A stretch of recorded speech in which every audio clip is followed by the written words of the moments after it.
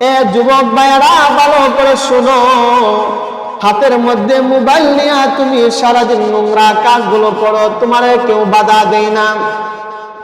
গোপনে গোপনে বড় বড় গুনাহ করো, তুমি মনে করো কেউ জানে না। আল্লাহ সমস্ত গুনার খবর জানে, আল্লাহ সমস্ত গুনার খবর জানে, সমস্ত পাপের খবর জানে, সমস্ত নেকের খবর জানে। হাত দিয়া যদি তুমি গুনার কাজ লাগাও, তোমার হাত আল্লাহর আদালতের সামনে দাঁড়ায় সাক্ষী দিবে। আল ইয়াউমা নাখতিমু আলা আফওয়াহিহিম ওয়া তুকাল্লিমুনা আইদিহিম ওয়া তাশহাদু আরজুলুহুম বিমা কানু ইয়াকসিবুন। হাতের জবান আল্লাহ খুলে দিবে, অঙ্গ প্রত্যঙ্গের জবান আল্লাহ খুলে দিবে। হাত দাঁড়ায়া বলবে, আল্লাহ যুবক থাকতে সে কোরআন তেলাওয়াত করে নাই, যুবক থাকতে সে কোরআন পড়ে নাই, যুবক থাকতে সে কোরআন ধরে নাই। আল্লাহ মোবাইলের মধ্যে গুনার মধ্যে লিপ্ত ছিল, চোখ দিয়া ওই নোংরা জিনিসগুলো দেখেছিল। আল্লাহ চোখ দিয়া কোরআন দেখেন নাই, আল্লাহ জবান দিয়া কোরআন পড়েন নাই, জবান দিয়া অযথা মিথ্যার আশ্রয় নিয়া অযথা মানুষের সঙ্গে কথা বলেছে। আল্লাহ তুমি তোমার জবান ওই বান্দার কাছে দিয়েছিলা।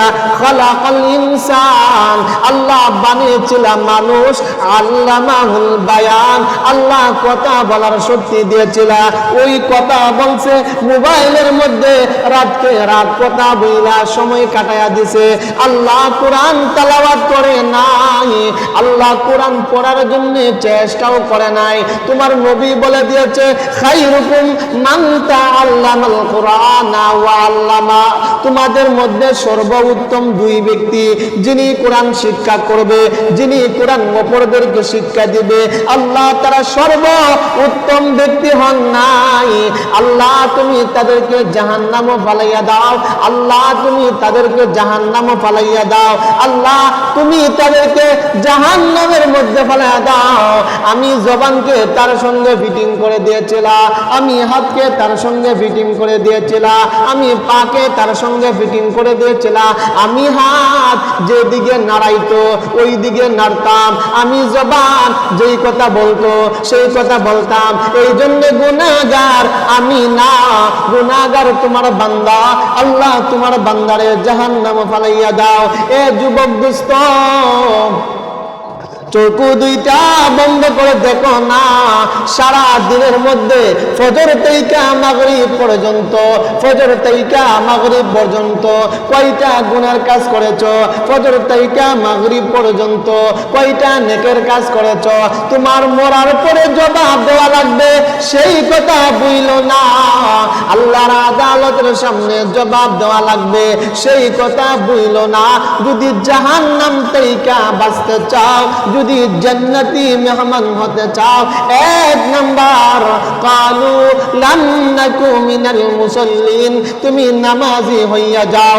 আর নামাজি হয়ে গেলে নামাজের মধ্যে আল্লাহর কোরআন তেলাওয়াত করা হয়, নামাজের মধ্যে আল্লাহর কিতাব, যালিকাল কিতাবু লা রাইবা ফি হুদাল লিল মুত্তাকিন, আল্লাহ যে কিতাব দিয়েছে ওই কিতাব নামাজের মধ্যে পড়া হয়। এক হইল নামাজ পড়লে জান্নাতি, নামাজ না পড়লে জাহান্নামী, কোরআন পড়লে জান্নাতি, কোরআন না পড়লে জাহান্নামী, নবীরে মানলে জান্নাতি, নবীরে না মানলে জাহান্নামী। আল্লাহর ভয় অন্তরে রাখলে জান্নাতি, আল্লাহর ভয় অন্তরে না রাখলে জাহান্নামী। আল্লাহর ভয় যার মধ্যে তাদেরকে বলা হয় মুমিন, তাদেরকে বলা হয় ঈমানদার।